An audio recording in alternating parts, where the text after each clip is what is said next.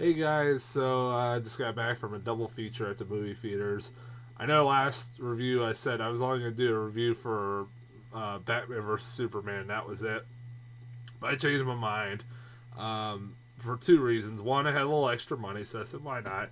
And two, both movies that I wanted to see haven't originally was going to go see. I haven't been getting well received, so I said, fuck it. If I'm going to see one, might as well see both. The first one I saw was My Big Fat Greek Wedding 2. The shorter of the two movies. Um, by a fucking country mile. Uh, Full disclosure, I liked the first My Big Fat Greek Wedding. I thought it was a fine little film. It's usually something that's not my cup of tea, but honestly, it was a funny little film. Funny little independent film that made a lot of money when it came out, like 15 years ago. I don't even know how long it's been since the original came out. But it's like almost 15 years ago. Um, and I remember liking it. I've seen it more than a few times. Usually when it's on TV, I watch it for a few minutes and I still chuckle at it. Um, and I remember for a brief while, like it was launching the career of the main actress Nia Vardalos. I can't remember. Uh, and then she just did nothing with after that, pretty much. You know, to the point that she had to go back to the well once again and make a sequel 15 years later. That was like, really? They're making a sequel now? What the hell? Like, is there really a necessary? Is this really necessary to make a sequel? I really don't think so. Even for the trailers, it didn't look like it. But I was like, whatever. It could be harmless. I mean, there's stuff like Zoolander 2 coming out and Dumb and Dumber 2, so why not a sequel to My Big Fat Greek Wedding? Um, and out of the two movies I saw today, I know I'm going to really be shocked by this, but this was the one I liked the most. And that's not saying much because this movie isn't very good. It's not a very good movie. It's honestly, I wouldn't pay, I would say a rental, maybe even check it out when it's on TV or just, I wouldn't even say the cheap theater. I would say maybe Redbox it or Netflix it. It's a decent film. It's harmless. It's pointless. Very, very pointless. There's no point for this movie to be ever fucking exist. But honestly, it's really harmless too. Um, I, I kind of like that this movie is mainly what has the same theme that the first one did, in that it's about family. No matter, you can't pick and choose your family. Even if they're fucking crazy and they drive you nuts, at the end of the day, they're your family.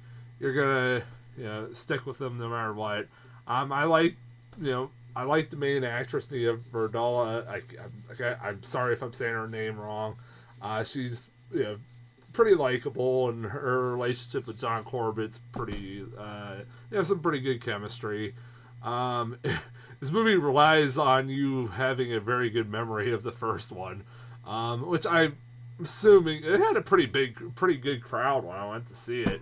I was actually kind of surprised it had that kind of good of a crowd for a movie that's like a sequel to a movie that came out almost 15 years ago. But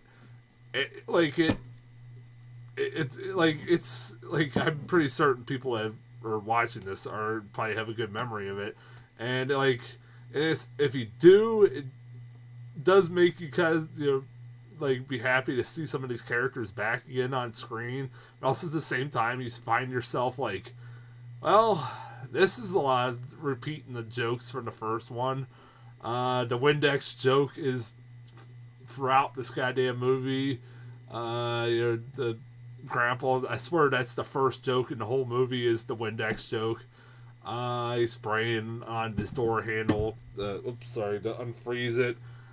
He sprays his hip that's like almost broken, or sprays it on his hip, and it like he feels a little bit better. This movie is a really sitcom-y in its jokes. It is. It feels, and sometimes those jokes can be pretty damn funny. I kind of chuckled every time. Like there were moments I'm not gonna lie, I chuckled at, like from the crazy aunt which they extended her jokes from the first one over and over again. Like how, in the first one where she's talking about that,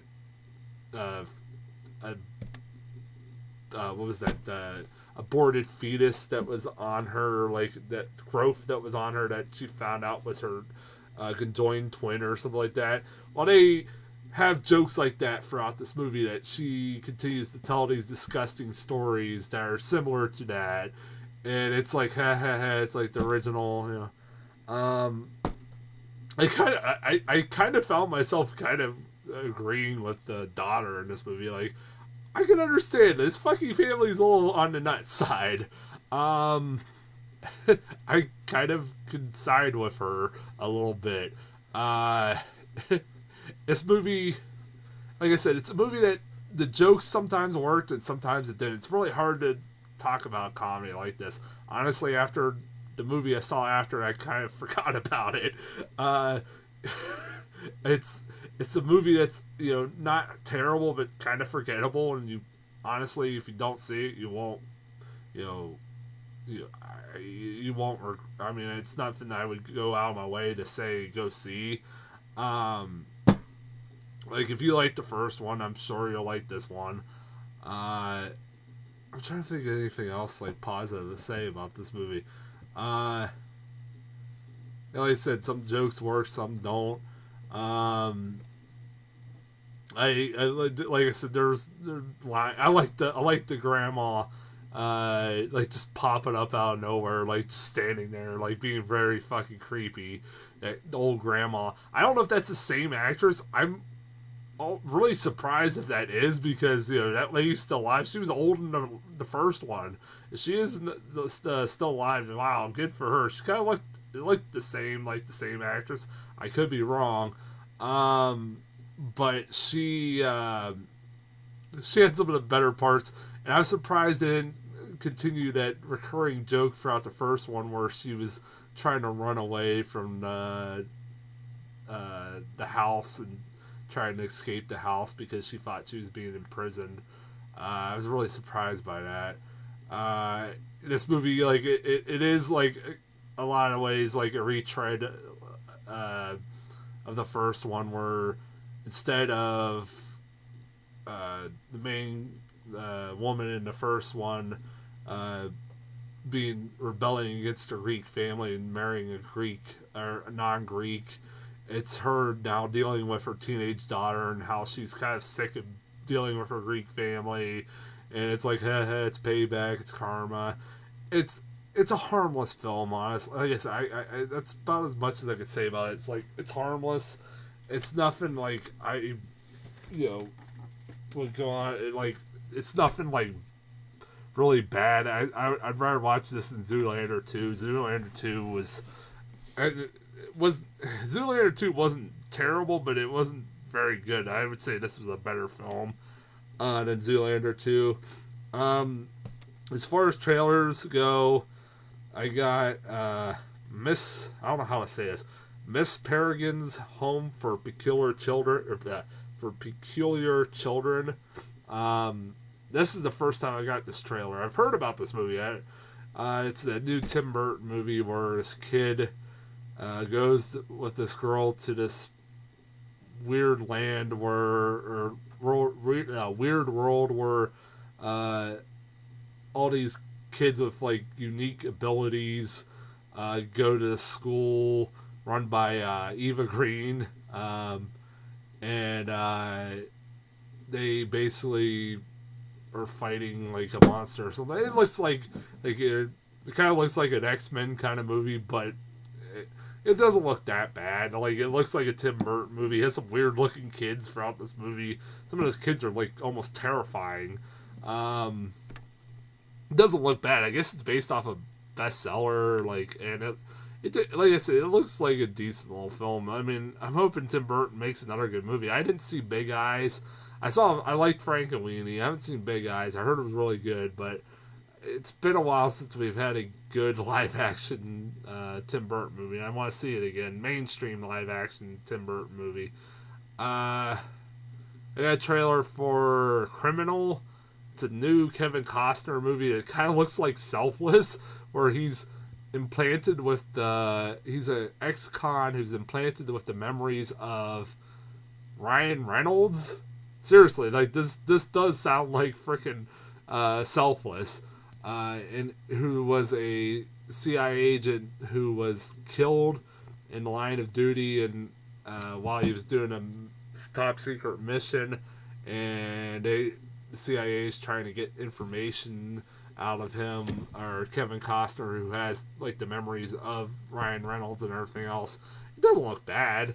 It's like I'm kind of like that Kevin Costner's getting like a career renaissance. I hope it works. I like Kevin Costner. He's not the greatest of actors. I know he shot Draft Day up in Cleveland. I heard he was one of the nicest guys in the world too. And the last trailer was I got a shorter trailer for that Mother's Day movie that doesn't look very good. Just a it's a Gary Marshall film. The same guy made Valentine's Day and New Year's Eve. This films where they have all these big name actors, and it's a bunch of stories told during Mother's Day, and it doesn't look very good. I've never seen the other ones. I've heard they're not very good, so this one doesn't look much better. That's as far as trailers go. I'll be back here in a few minutes with my other review in a couple of minutes.